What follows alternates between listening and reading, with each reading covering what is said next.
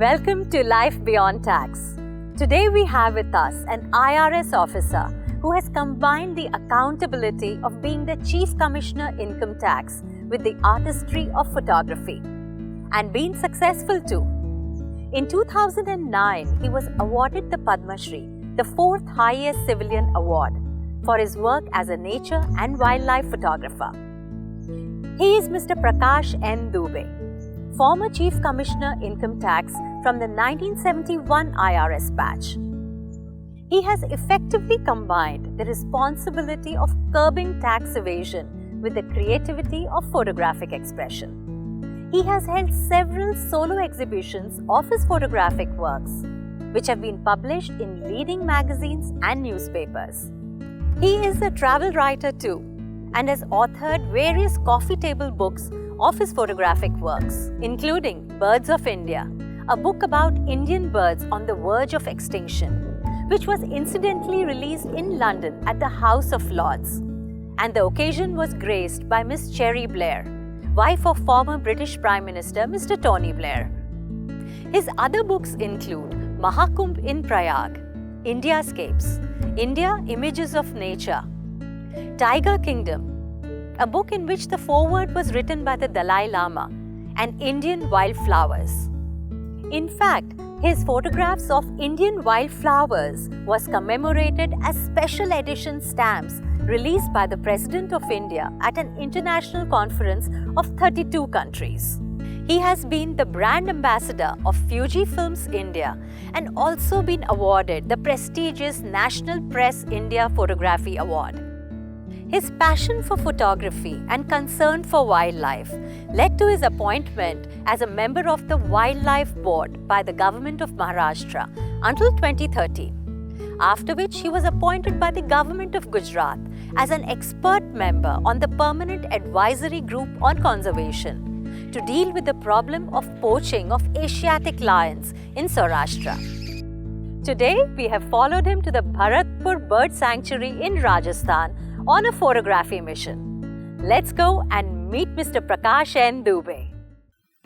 Mr. Dubey, welcome to Life Beyond Tax. You have been a part of the vast tax administration system and also been a part of the vastness of nature. Which do you think was easier to harness? Where were you more successful? Well, I think I was more successful as far as nature is concerned. And because in that there were no goals. You do what you can do. And with tax, there are limitations. There are limitations to the amount of work which you can do, as it happens with any bureaucrat or bureaucracy. You have a defined jurisdiction.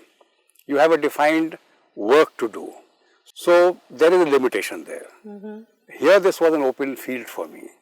I could do as much I wanted. And what were you first, a revenue officer or a photographer? Well, I would say that I had two very watertight compartments. While I was in the office from 10 to 6, I was a revenue officer. I have even had my lunches in my room. After 6, I was Prakash Dubey, the photographer. What drew you into photography and made you take it seriously? Well, as I was a very gifted artist, A painter? As I said, like in school days, I used to do paints, oil paints and oil crayons in those days. But basically a nature painter. And part of this natural background was because of this environment in those days in the city of Allahabad, where I grew up. There was a lot of forest in the evening, even in an area like Civil Lines. We would hear the call of jackals and things like that.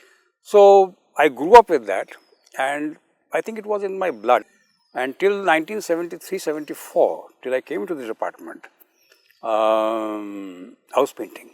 And how did you start taking it seriously at the cost of painting? At the cost of painting. Yeah. When that went into the background, and I was fond of traveling. And most of my travels was into forests, into Himalayas, and I would take my camera along. Earlier it used to be black and white, then I switched on to color. Gradually it just went on.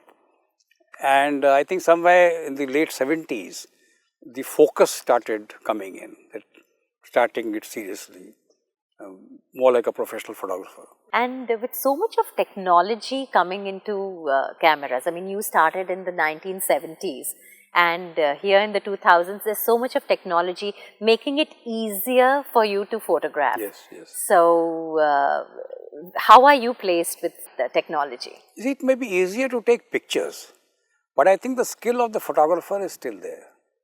The more heavily you rely on the machine, your skill as a photographer will be lost.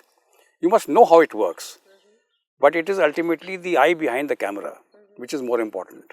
So the skill of the photographer was still important at that time, and it is still important now. The machine only is a facilitator.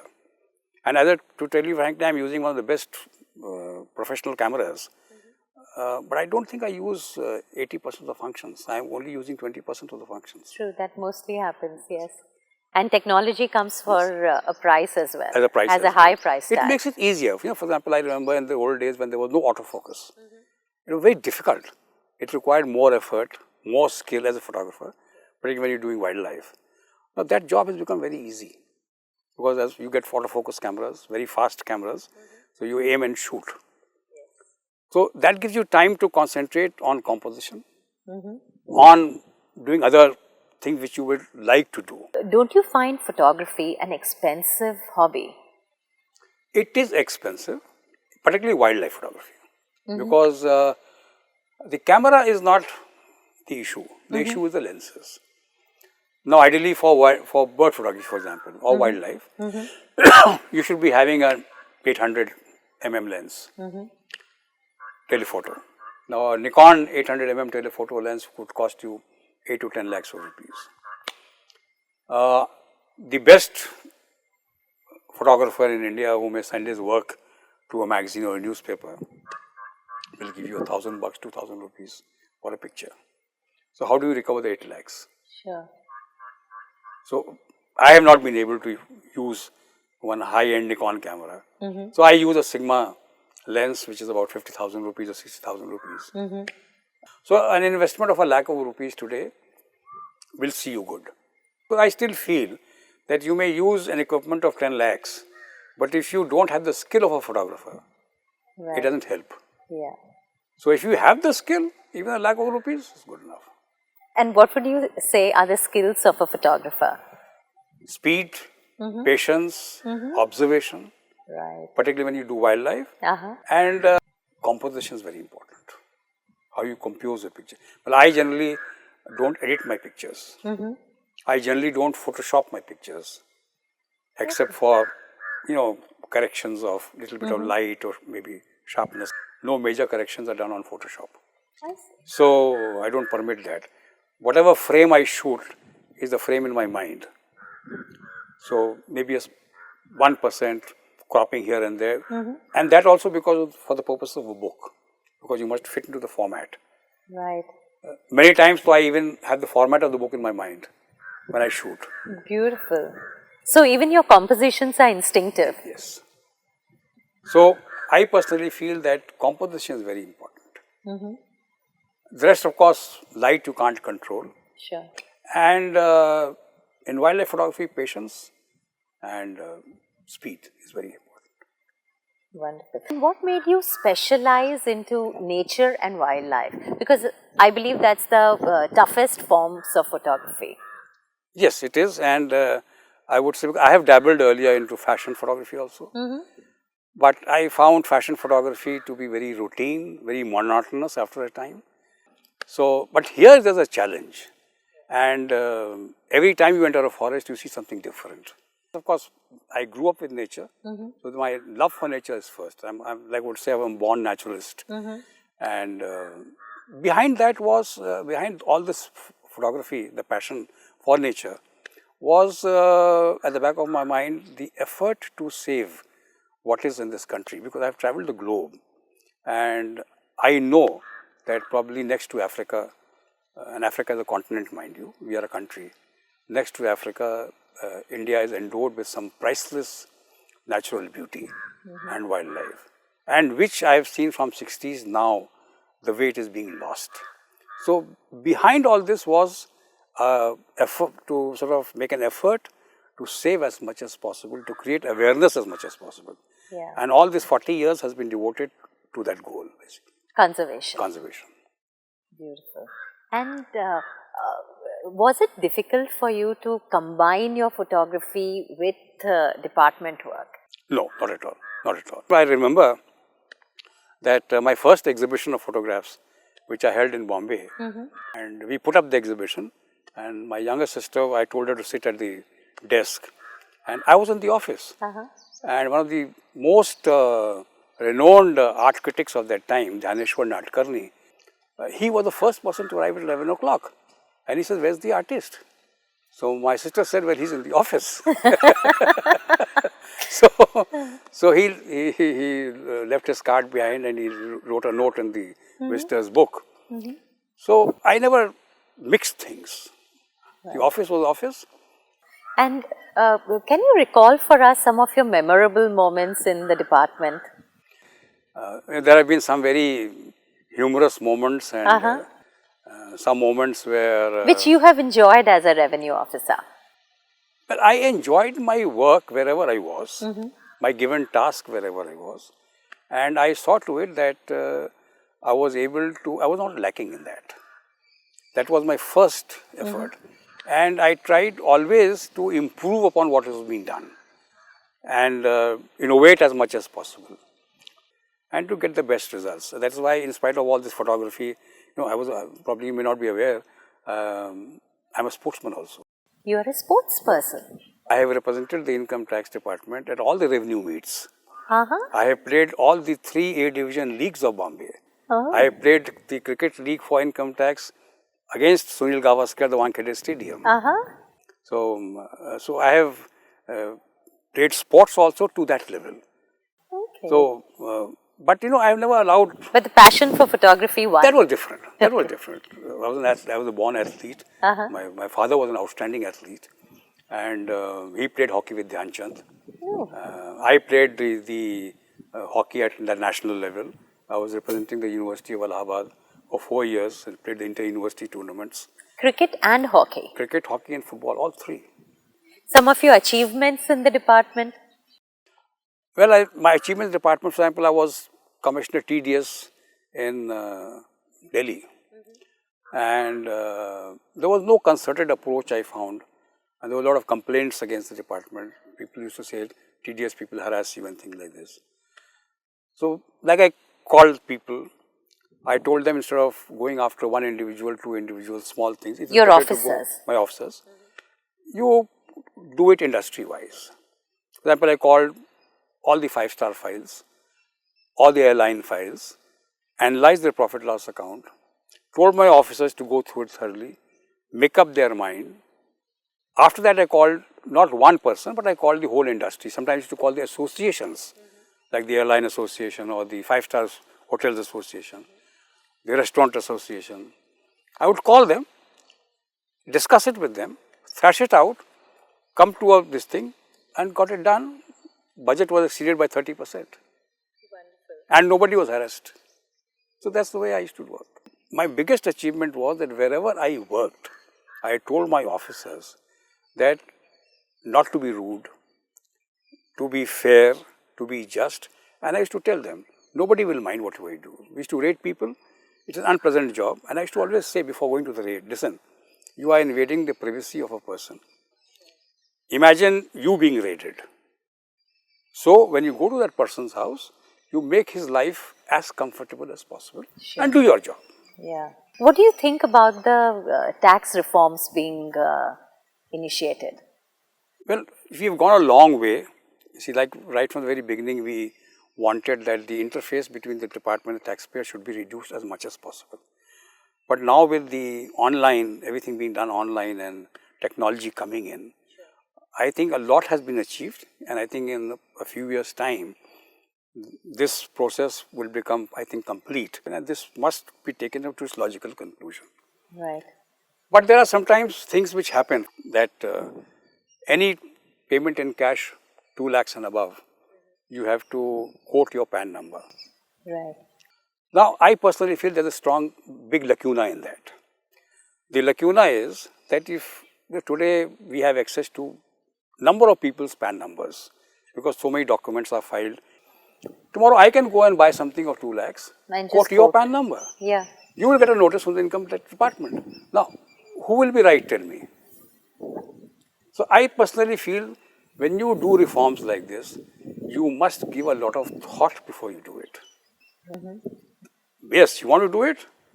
I think they should have insisted on the production of the original PAN card and a photocopy of the PAN card being put there. And that will solve the problem. With your life, say between tightly divided between your photography, nature, wildlife and revenue responsibilities, where was the time for family life or? Well, I would say in a way it has suffered. Okay. And in a way I am trying to make up for it. And how is that? My primary aim was to come to Bharatpur. I've been coming here since 1978 and I must have come here at least 30 to 40 times. So now this time I've combined with my family responsibilities. I have an uncle with me who's 86 years old. I have a younger sister who's with me. So the family did miss out on me because I was in the office or I was on my trails into the forest. After retirement, I am trying to now make up combine for lost time. And make up for the lost time. That's what I'm doing. Wonderful. And what do you think of India's conservation efforts? It's there, but at a very, very slow pace and too many compromises. I remember when I was in my college and the university, we used to go duck shooting. All the area around Allahabad, in those days, of course, the dams were not there. So every year the Ganges used to come and flood. And there was a huge, vast area which after the monsoon created wetlands. So what you see in Bharatpur Sanctuary today, you could see in the whole of the Gangetic belt. Oh my God. Every 10 kilometers you went was a bird sanctuary. Wow. Because the dams came in, the flooding stopped, the wetlands which disappeared, and then whatever wetlands remained, construction took over and nobody cared. The onslaught By poachers. on those ecological spaces is also increasing. Sure. When I was appointed in the by the Gujarat government Advisory on their, group on conservation. Asiatic lion, this thing, committee. You are still on the committee? I'm still on the committee. I went through the data and I found that the number of natural deaths were very high. And a lot of deaths were taking place because there were open wells. There was something like 4,000 open wells. So now question was, okay, poaching is one thing. Man-animal conflict is another thing. But I found that the number of lions dying due to natural causes was much higher. So at least you can stop that. Whatever may be the causes, whether it was wells, sometimes cubs dying, cubs getting injured. Now, for example, vet services are not there, doctors are not available, vehicles are not available. In Tadoba, 4 cubs died due to malnutrition. So you have to give it that importance. Yeah. So that is still not there. Plus, see, everybody is doing, like, one sanctuary does something, second sanctuary does something. There has to be a combined concerted joint effort. Yeah. For example, I was very against tourism in forests. Not because I'm against tourism, but I know the kind of tourists which goes into the forest.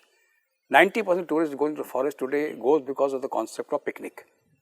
I have seen in Ranthambore, a tiger call comes, 100 jeeps converge, driving at 60 kilometers, 70 kilometers an hour, raising dust. That animal must be going through a trauma. So is this the kind of tourism you want?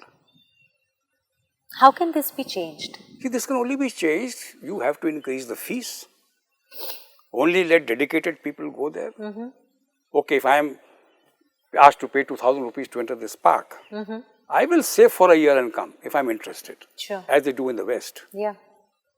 But here, I've come to this park where the entrance fee was $2. Ridiculous. And even now. Yeah. So we have to regulate tourism. Make it high, You may call it privileged or whatever it is. But then certain things you have to do to save it, otherwise it won't be saved. When prices are increased beyond a certain limit, then it becomes difficult for people to access something that is theirs. No, you're right. But you see, serious photographers, you could have exemption clauses if somebody is doing serious work. So academicians, research scholars, they can be put into different category. Sure. But an average tourist, Right. I think the only way you can restrict it is to increase the fees. Yeah. Let a real tourist, lover of wildlife come in. Sure. That's the way. So have a common rule and then have exceptions. Have these exceptions to and this. follow them. What are you working on currently? Well, currently, just about a year and a half back, I did this book on the tiger.